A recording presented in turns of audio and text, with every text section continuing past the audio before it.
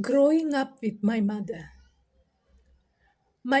was the youngest in her family, and my first memory I have of my home is I think it might be four or before that, but I don't know exactly the age. But I was sitting and eating in the dining table at night, and my mother was crying. So the first memory of my mother is she was crying, and she was very like a child, kind of childish way. Anything she used to cry those days. So growing up with her, I felt like I have to be perfect, because if I do anything wrong, anything that will upset my mother, so it's almost like walking on eggshells, because I have to act like an adult, and be, everything keep in control, because even I was blaming myself anything goes wrong. And also I felt guilt that it was my fault. So it was a very hard thing to be good, to be nice, and make sure my mother doesn't cry. And there was also shame, because whenever my mother cried, it was very shameful as a child, watch her crying like a child. So it was a really a very hard childhood to be with a mother who was not matured enough. And when my brother was born, I was basically taking care of him, feeding him, changing, the diaper, even giving bath to him, because my mother, she neglected me also. Like she never couldn't take care of us.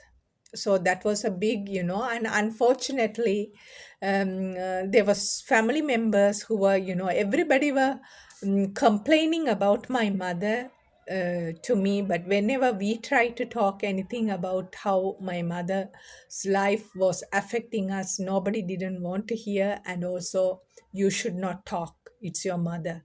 So never had the opportunity to talk about my mother until I met my therapist and was mm, able to help myself to understand that it was not my fault, and it was like grief for the lost childhood because of my mother, the way she couldn't handle herself.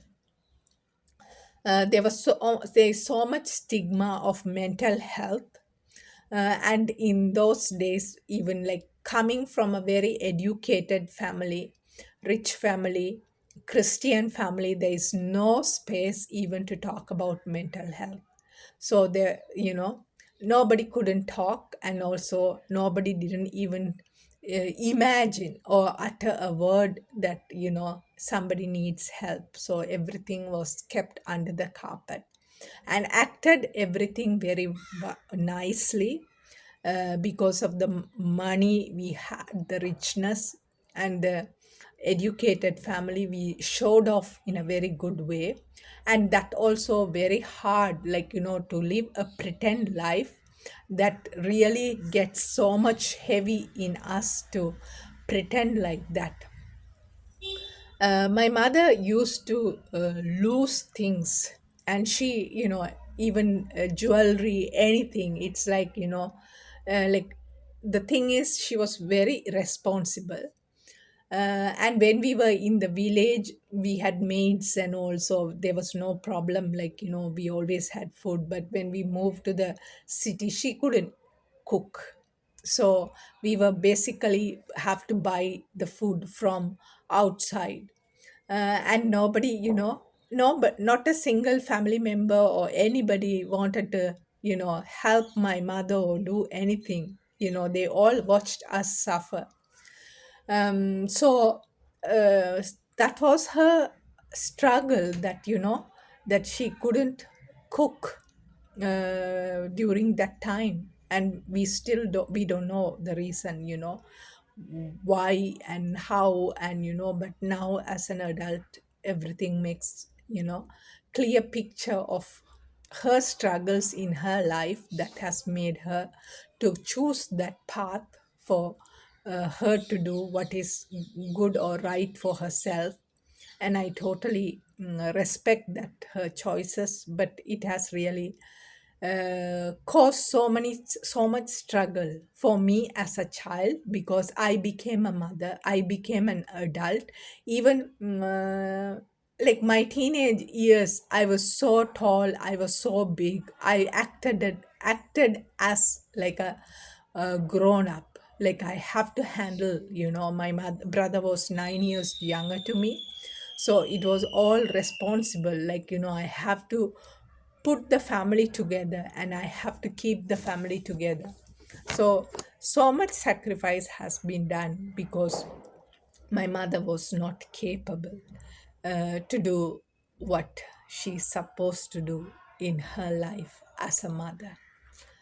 um, so because we I never had the opportunity to say out loud about how my mother has hurt me because of her own struggles and own pains, and she didn't know how to handle them. And because of that, we all have to suffer, and we suffered. And now, with no contact, I'm able to take my ownership to handle myself. And because my mother never accepted, she always in a denial stage, and she will always deny whatever I will try to say. And she will change the story into something else and put the blame on me. So it has been a very hard journey, like when own mother can't trust, and she becomes the enemy to her own daughter. It is very painful, but I have accepted it. That is the truth, and I have to live with it. There is no way, nothing is going to change, and I have to accept that, and I have to protect myself. I should not put myself into a place that helping her to which will harm me, because I have done many times, out of compassion and love. I have and also my duty, I felt like it's like, I have to do it, and I did things and I was hurt back again and again. So now this no contact helps me to keep that distance between her and work on myself, and especially allow that inner child who has been wounded to reparent her, make mother her, and accept that my mother was all the problems my mother had. And for me to break those cycle and to become somebody different, not to follow the steps of my mother and live a different life, that and also not to be ashamed of my mother, and not feel guilty of on myself for whatever I have done, and accept everything as it is and live, move forward, owning all the parts of my mother, for her neglect and for her emotional abuse, um, and everything. And able to speak the truth is healing too. Thank you.